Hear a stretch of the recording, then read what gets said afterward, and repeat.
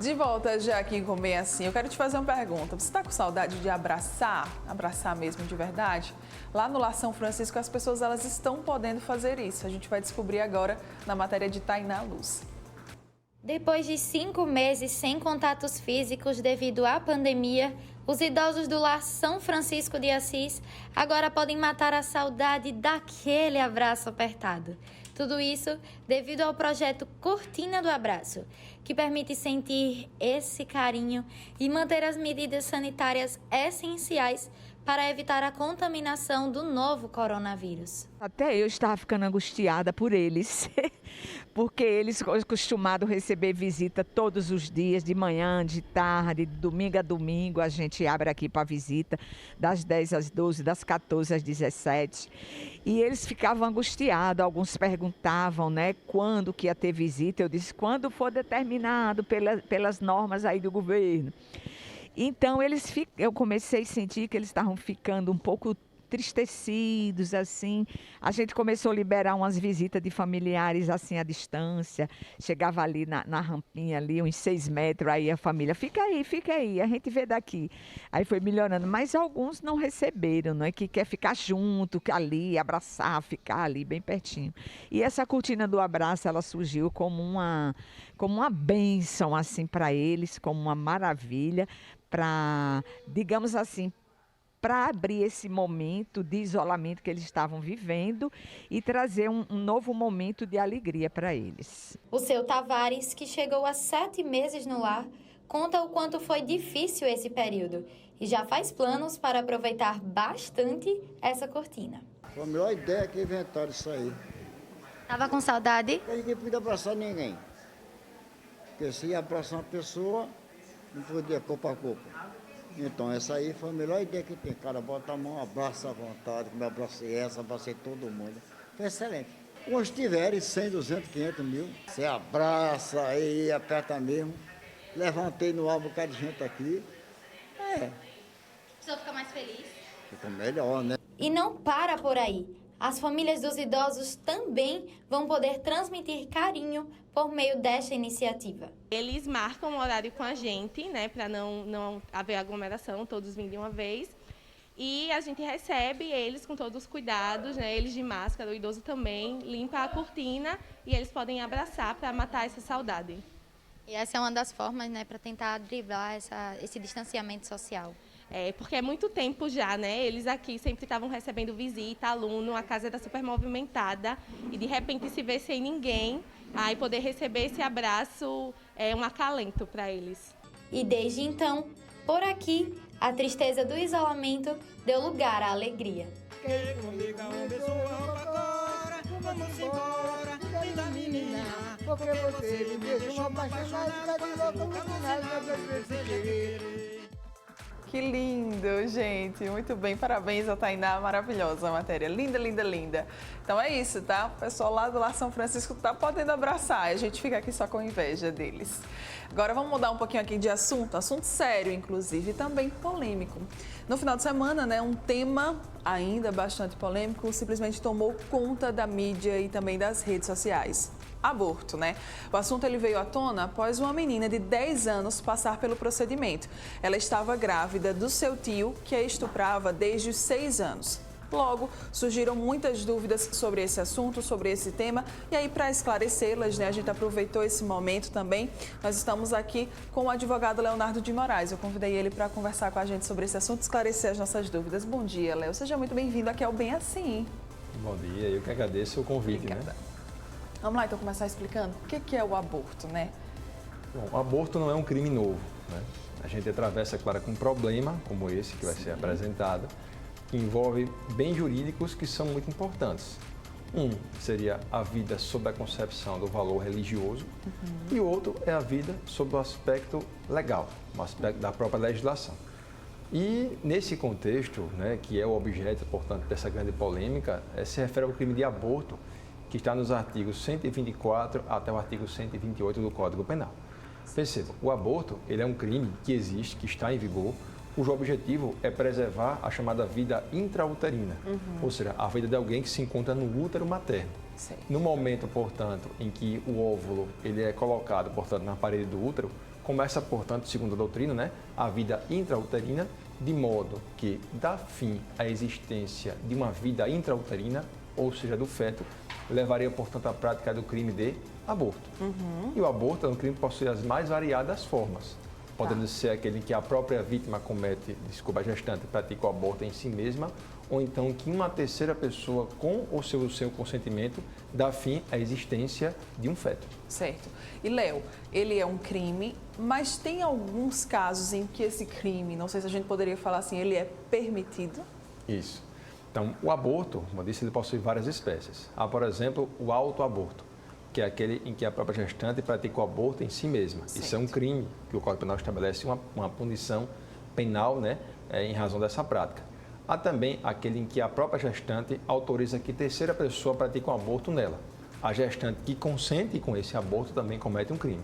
E, por consequência, a terceira pessoa que pratica o abortamento na gestante com ou sem o seu consentimento, pratica o abortamento. Enfim, o aborto é crime e não há discussão para isso. Tá. Só que existem hipóteses em que a própria legislação estabelece expressamente de que a prática do abortamento pelo médico poderia ser um fato não criminoso. E quais são esses dois casos que a legislação estabelece e um terceiro com a criação do Supremo Tribunal Federal? O primeiro caso é aquele em que a gestante, né, está grávida e é comprovado por estudos médicos que a única forma de você salvar a vida da gestante é dando fim ao próprio feto. Então perceba, existem dois bens importantes. Sim. Um que é a gestante e o outro que é o feto. E neste momento, uma única forma de preservar a vida da mãe seria matando o próprio feto, é uma hipótese em que a lei autoriza a prática do abortamento. Então, o primeiro caso, a única forma de salvar a vida da gestante. E o segundo caso, que é esse que é o mais polêmico, é quando alguém, no caso uma mulher, ela fica grávida em razão da prática do estupro. Certo. Então, se por acaso a gestante, ela fica grávida porque foi estuprada, lê-se um fato sexual praticado mediante violência ou grave ameaça, ou quando tiver idade inferior a 14 anos por estupro de vulnerável, se desta prática houver então a gravidez, estaria, portanto, o médico autorizado à prática do abortamento. Esse aborto chamado aborto sentimental ou aborto ético. Por quê? Porque leva-se em conta que nesse momento é melhor a preservação, né, da saúde mental, vou dizer assim, da rigidez mental da gestante, do que dar a existência a uma criança que pode ser renegada, enfim, levando-se em conta o motivo da sua gestação. Tirando esses dois casos, o aborto ele é um crime. Tem penalidades para quem comete esse crime? Isso. A pena, segundo o Código Penal, ela varia. Por exemplo, a mãe que dá, a gestante, né, que dá ensejo à prática do autoaborto. Sim. Ela tem uma pena que vai de 1 até 3 anos. Lembrando que aborto é crime contra a vida, ela vai a júri popular, certo? A outra forma é quando a gestante ela consente na prática do abortamento por outra pessoa. A pena nesse caso mínima é de 3 anos e que pode chegar, salvo engano, até 5 anos de pena. Certo. E a outra hipótese é a terceira pessoa que pratica o abortamento sem que a gestante ela venha então a consentir, cuja pena pode chegar até 10 anos. De toda forma, é claro, né, que levando-se ou se abstraindo um pouco do aspecto religioso, o Código Penal estabelece que a prática do abortamento é crime, de modo que quem cometeu um aborto, fora as hipóteses que eu acabei de falar, ela responde sim, pode ser responsabilizada penalmente. Certo. Nesses casos em que a legislação permite, a justiça ela precisa autorizar? Você precisa entrar com algum processo, com algum pedido para fazer esse aborto, fazer essa interrupção da gravidez? Olha, não necessariamente. O Código estabelece que se a gravidez decorre de estupro, é possível a prática do abortamento. A única condição que o Código traz é que a gestante ela consinta com essa vontade. Ou seja, eu não quero gerar, né, o feto que foi proveniente da prática do estupro. Então, o consentimento dela é importante para isso. Se ela não puder consentir, por exemplo, tiver uma idade inferior a 14 anos ou tiver algum distúrbio mental, o seu representante legal poderia autorizar no lugar da gestante. E em casos como aconteceu com esse, em que uma jovem tem 10 anos de idade e que não tinha pais nem representantes legais, era o próprio tio que praticava com ela o estupro, é possível então uma autorização judicial para suprir, portanto, essa vontade. Mas, segundo a legislação, não é necessário que haja uma ordem judicial para a prática de um abortamento. Certo. O que eu achei também interessante, Léo, nesse caso, foi que essa menina, ela é, acho que acredito, do Espírito Santo. E aí, lá no Espírito Santo, o hospital, os profissionais, eles se recusaram a realizar esse procedimento. Eles alegaram que estava, o tempo, né, da gestação já era um tempo mais avançado. E aí foi preciso que ela se deslocasse para Pernambuco, para Recife, para realizar o procedimento. Isso pode acontecer, de fato? O médico ele pode dizer assim, olha, eu não vou realizar, ele tem essa liberdade, mesmo a justiça dando esse aval a essa vítima? O hospital do Espírito Santo realmente se negou. Eu vi que a justificativa passava primeiro por um estágio avançado da gestação. Isso é completamente desprezado, não é fundamento para negar a prática do abortamento, mas teve outro que é importante, que seria a idade da criança que tinha apenas 10 anos de idade. Enfim, havendo um critério científico para negar a prática do abortamento, não haveria nenhum tipo de sanção a ser aplicada pelo médico.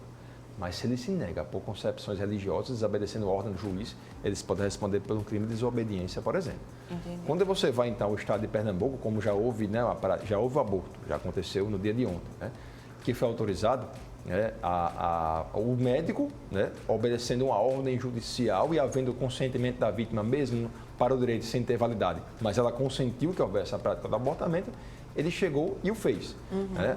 Então, não há necessidade de que haja necessariamente uma autorização judicial, mas a negativa tem que ter critérios científicos. A gente não pode nada confundir o Estado com uma religião, porque o Estado é laico, ele não possui religião oficial. Né? De modo que a concepção religiosa tem que ficar em segundo plano e deve sim haver a obediência a uma ordem judicial. E é possível denunciar esse tipo de crime? Existem até, né, em alguns casos, a gente já ouviu falar, clínicas ilegais, né, que cometem esse tipo de crime. É possível denunciar? Isso é sempre uma prática difícil, o abortamento. Porque eu digo, ninguém pratica um aborto e vai expor, né, em redes sociais para os seus amigos e conhecidos que praticou o aborto. Então, existem clínicas que são, digamos, que ficam muito mais ocultas, né? Não são evidentes, ninguém sabe que essas clínicas existem de alguma forma. Claro que o aborto praticado por terceira pessoa, por exemplo, a clínica clandestina, com ou sem consentimento da gestante, não importa, haverá sim a prática do crime de aborto. E a gestante que consente também responderá pelo aborto, ou pelo artigo 124, ou por terceiro 125, o artigo 126, né, do Código Penal. Então, a responsabilidade dela vai acontecer. A denúncia é muito difícil, já que geralmente é um fato que acontece basicamente às escondidas. Esse caso, ele chama a atenção. Né? Como eu disse, são dois valores importantes, valores sociais, que é o aspecto da vida na concepção religiosa e a outra na concepção legal.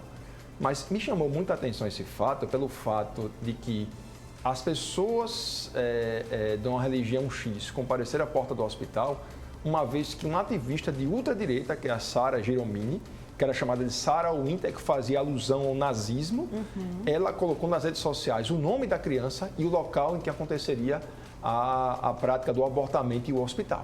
Por isso, várias pessoas fizeram quase um paredão na porta para impedir que o abortamento acontecesse. Então, qual é a concepção? Uma jovem de 10 anos de idade que foi estuprada ao longo de 4 anos, praticada pelo próprio tio, que não tem pais, estaria sob uma concepção, enfim, um critério religioso subjetivo, a ser impedida de praticar o abortamento e praticar o resto e viver o resto da vida, né, com uma concepção feita sem a sua própria vontade. Eu tenho um filho com 12 anos de idade. Sim. E todos os dias eu dou sempre lições. É a única pessoa que na vida tem autorização a dar lição de moral. Mas quando eu tinha 10 anos, ele tinha muito mais a aprender do que com 12 anos.